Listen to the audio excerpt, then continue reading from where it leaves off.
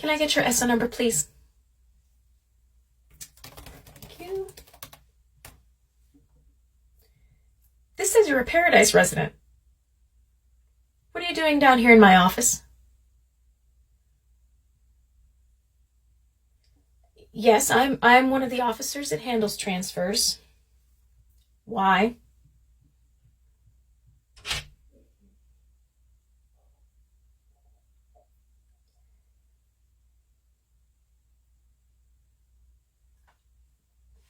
Pause. Stop.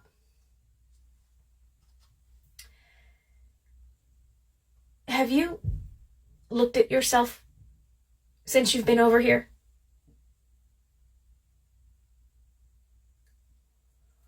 Okay. Well, let me start off by saying, darling, you are absolutely stunning. No, I'm not mocking you. I'm being absolutely serious.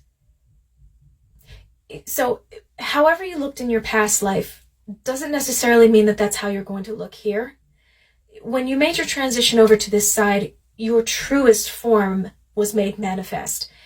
And so I'm sure that the image of what you have in your mind compared to what is sitting in the chair in front of my desk, those two things are very different. So I would highly recommend that you find literally anything shiny and look at yourself, because you will not be, I would think that you will not be displeased with what you see. Now, I'm sorry that your last life was so hard, and I'm sorry that you were not surrounded by people who loved and supported and tried to help you be the best version of yourself that you could have been. And yes, it is unfortunate that the moment you tried to take the right steps, your body gave out on you. Perhaps in time, after you've spent some time here, maybe you'll get the desire to go and try again on Earth. Maybe the second time around won't be so tough. But I would recommend that you, before you go back up to Paradise, go to the Rejuvenation Center and the Meditation Hall.